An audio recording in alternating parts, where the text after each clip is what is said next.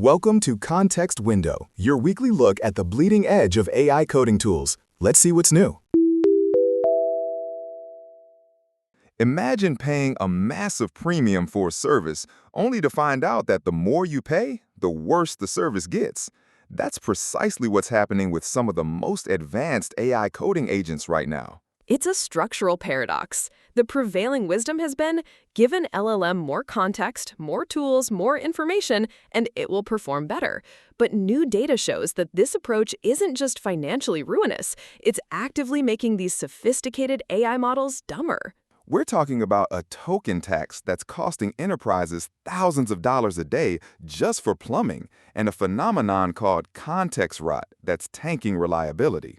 And the industry giants are quietly scrambling to fix it, while a new wave of lightweight, local-first tools are eating their lunch. Let's get caught up on the critical movements in the world of AI coding. First up, GitHub Copilot.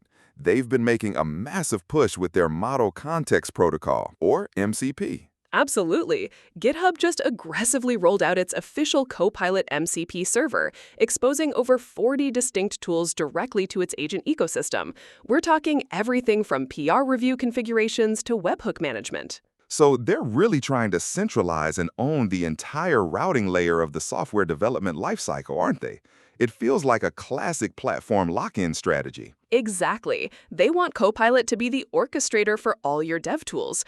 But the sharp take here is that while it's an ambitious ecosystem play, the sheer physics of LLM context windows might make this heavyweight, load everything up front approach structurally unsound, which, as we'll dive into, is the core of our story today. Fascinating. Moving on to some upstarts that are definitely worth watching. OpenClaw and ZeroClaw. What's happening in that corner of the world? OpenClaw, an open-source autonomous agent, has been a massive hit, hitting over 214,000 GitHub stars by February. But even more interesting is its hyper-optimized Rust alternative, ZeroClaw. This thing ships as a tiny 3.4 megabyte binary and uses less than 5 megabytes of RAM at runtime, delivering lightning-fast 180 millisecond response times. That's a stark contrast to some of the Python and Node.js bloated frameworks we've seen, which can chew up gigabytes of memory. This is a pivot towards local-first execution. Precisely. It requires no external cloud compute. While the trillion-dollar giants are battling over cloud API standards and subscriptions, the open-source community is quietly building these lightning-fast local alternatives that can run on a $10 Linux board. They might just end up eating a significant portion of the incumbents' market. Incredible. Next up, a bit of a gaffe from Anthropic, a Claude code leak alongside some significant CLI updates. A classic oopsie. On March 31st, Anthropic suffered a massive packaging error, leaking roughly 512,000 lines of Claude Code's internal TypeScript source code via NPM. It's a literal blueprint for how frontier companies build high-agency tools. And concurrently, Anthropic, OpenAI's Codex, and Google's Gemini are all formalizing agent skill specifications for their CLI tools, really promoting progressive disclosure of information. That's the key. This shift implicitly acknowledges that feeding an agent an entire encyclopedia of tools at once actually breaks its reasoning capabilities. My sharp take here is that when the very companies selling you tokens are actively building frameworks to help you use fewer of them, you know the context bloat problem has reached a breaking point. That's a great overview of the landscape. Now, let's dive into the core issue we hinted at, this hidden, exorbitant cost that's crippling some of these heavyweight AI agents. The source material calls it the $1,600 a day plumbing bill. It's a brutal reality check. The Model Context Protocol, MCP, was designed to solve this N/M data integration problem, how LLMs connect with external tools. But the architectural implementation has created a massive financial sinkhole. And the problem, as I understand it, is that to use an MCP server, the agent has to inject the JSON schema definitions of every available tool into its context window, even before it reads a single line of user code. Precisely. Take GitHub's Copilot MCP server, for instance. It exposes 43 distinct tools. Injecting the names, descriptions, JSON schemas, field enums, and system instructions for these tools consumes roughly 44,000 to 55,000 tokens per session. That's just the setup, the plumbing. So you're paying before the agent even begins to think or do any actual work. What does that look like in real dollars and cents? Well, at current Claude Sonic 4 pricing, which is $3 per million input tokens, a 55,000 token payload costs about 16 cents per session. That might not sound like much on its own, but then you hit the enterprise multiplier. Which is? For a mid-sized enterprise running 10,000 automated agent sessions a day, think automated PR reviews or CI/CD debugging, that translates to a staggering $1,600 burned daily. All of that money is just for those initial tool definitions. Wow, $1,600 a day just to tell the AI what tools exist before it even decides to use them. That comparison really drives it home. But it's not just about cost, is it? We're also seeing a reliability crisis emerge from this approach. Absolutely. Cost is just half the story.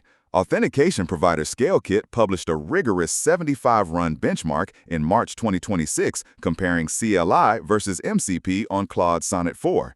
The results were a devastating indictment of schema bloat. And what did they find? CLI won on every single metric. It proved to be 10x to 32x cheaper than MCP.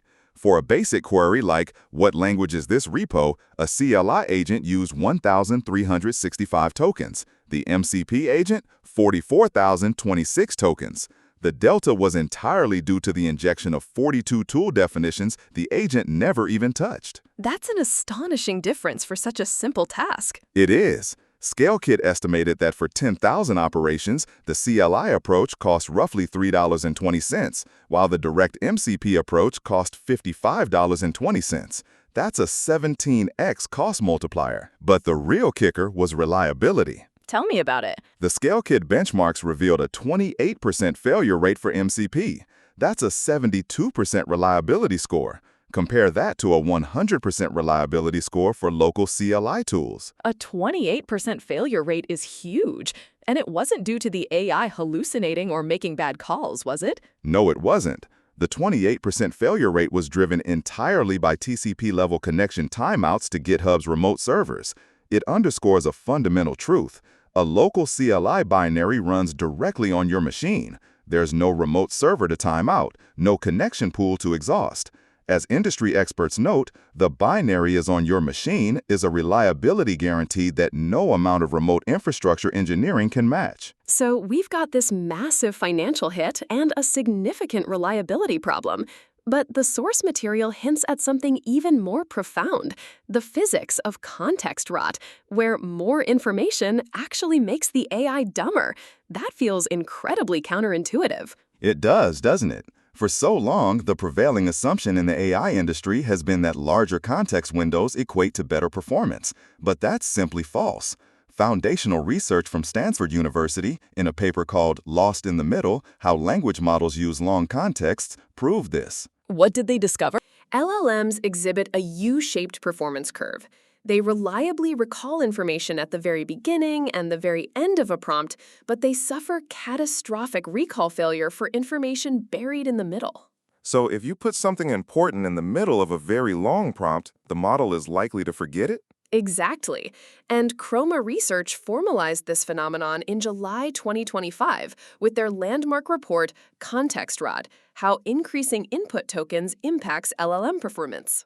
What did Chroma's study review? They tested 18 frontier models, including GPT-4.1, and they found that every single model degraded in reliability as input length increased, even when the task remained simple and the context window was nowhere near full. Performance dropped by 20% to 50% as token counts moved from 10K to 100K. So the more context you give it, the less reliable it becomes. And how does this tie back to the MCP problem? Because MCP schemas are injected into the system prompt or early conversation history, as a session progresses and the context window fills with conversation, those critical tool instructions inevitably slide right into the middle of the context window. That's the exact zone where recall drops by over 30%. The models start hallucinating tool parameters or forgetting tools exist entirely. It's like trying to find a specific sentence in a book where all the important sentences are only at the very beginning and everything in the middle is a blur. A perfect analogy. Chroma also found that adding related but irrelevant information, what they called distractors, amplifies these errors. Injecting 42 unused MCP tool schemas, for example, acts as semantic noise, confusing the model's structured attention mechanisms. That leads us to the concept of attention budgets, doesn't it? Yes, Anthropic's own internal context engineering guides document that LLMs possess a finite attention budget. Attention is a zero-sum game. Every token wasted on a JSON schema for a tool the agent won't use, like a PR review configuration during a simple code read, is a token stolen from its core reasoning and logic capabilities. And this problem is only exacerbated by how autonomous agents actually operate, especially in multi-turn tasks. That's where the quadratic trap comes in, a danger in multi-turn agent loops where an agent writes code, tests it, reads the error, and then rewrites it. Because in each turn, it's carrying forward the full conversation history. Exactly. If the base payload is already bloated by 50,000 tokens of MCP schemas, the token count grows quadratically. Turn 1 is 50K tokens, turn 2 is 55K, turn 3 is 60K. This quadratic token growth pushes the cost of unconstrained multi-turn agent tasks to unsustainable levels, while simultaneously guaranteeing that the agent will succumb to context rot before it even finishes the job. It's a death spiral. This all paints a pretty bleak picture for the heavyweight, everything in context approach. So what's the antidote? The source material talks about the skills plus CLI approach. This is where the industry is rebelling against MCP bloat. Frontier model builders like Anthropic, OpenAI, and Google are pivoting to a skills architecture for their CLI tools based on the principle of progressive disclosure. Progressive disclosure, meaning you only reveal information as it's needed? Precisely. Instead of the whole encyclopedia up front, you give the agent a table of contents. It's structured in 3 tiers. First, just metadata, 10 to 30 tokens, like use this to query the Jura database. Second, full instructions, 200 to 2,000 tokens, loaded dynamically only when the agent decides it needs that skill. And third, reference docs, for deep dive documentation, loaded only for edge case errors. That's a much more efficient way to manage context, and there's a fundamental difference between an MCP tool and an agent skill, isn't there? There is. An MCP tool exposes a rigid API endpoint, like post/Jira/issue. It forces the LLM to guess the context of how your business actually uses Jira. An agent skill, on the other hand, provides domain context and behavioral guardrails. For example, I am operating in the finance department's Jira. Default all new tickets to high priority and tag the compliance team. Skills teach the agent how to behave, not just giving it a button to push. So it's about teaching the agent the why and how, not just the what. And are we seeing data to back this up? We are. Recent benchmarks have revealed that when it comes to context, more is definitely not better. What did they find to be the sweet spot? Agents perform best when equipped with exactly 2 to 3 focused skills per task. And critically, highly detailed, narrowly scoped skills significantly outperformed comprehensive, generalized skill sets in task completion pass rates. That's a huge improvement. This also ties into what the source material calls the Unix philosophy. Exactly. Because LLMs are trained on billions of lines of open source code, they naturally speak Unix. They understand how to chain commands together. A CLI-based agent can natively chain Unix pipes in a single command, like grep error app.log/jq.message/exargs. That requires exactly one tool call and minimal context overhead. But an MCP orchestration would be completely different. For the same result via MCP, the agent would have to make sequential, prescriptive round trips. Call the file read tool, wait for LLM response, call the JSON parser tool, wait for LLM response. This stifles agent improvisation, burns context on every round trip, and dramatically increases latency. It's a far less efficient approach. So if context bloat is an architectural flaw and progressive disclosure with CLI-based skills is the antidote, what does this mean for the future of enterprise software architecture? What's the definitive verdict for our listeners? The most advanced pattern emerging is actually bypassing tool calls entirely in favor of ephemeral code execution. For instance, an agent asked to analyze a massive dataset can now bypass direct tool calls. Under the old MCP way, how would that work? The agent might pull a large dataset directly into its context window, burning massive tokens and immediately triggering context rod. It's a non-starter. And the new way? The agent can instead write a script to filter the data locally, execute the script via CLI, and then only read the final, concise output back into its context window. This dramatically reduces token usage and boosts reasoning accuracy. That's a truly remarkable efficiency gain. So it's about moving computation outside the precious context window. And using the file system as memory. We're seeing the deprecation of the context window as a state store. Instead of carrying conversational history and data in the LLM's memory, advanced agents like OpenClaw use the local file system as their long-term memory.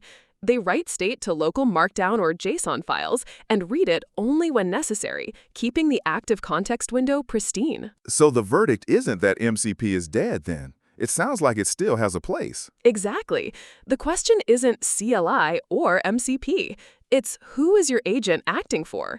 If the agent is acting on your behalf, on your machine, for developer tools, local data orchestration, personal workflows, or token-sensitive scaling, then ambient CLI credentials are the superior choice. But for broader, more regulated scenarios? MCP remains necessary for multi-tenant SaaS, enterprise environments requiring strict OAuth boundaries, and compliance auditing. If the agent is acting on behalf of other people's users across third-party services, MCP's structured authorization is legally and architecturally required. So we're heading towards a hybrid future. Absolutely.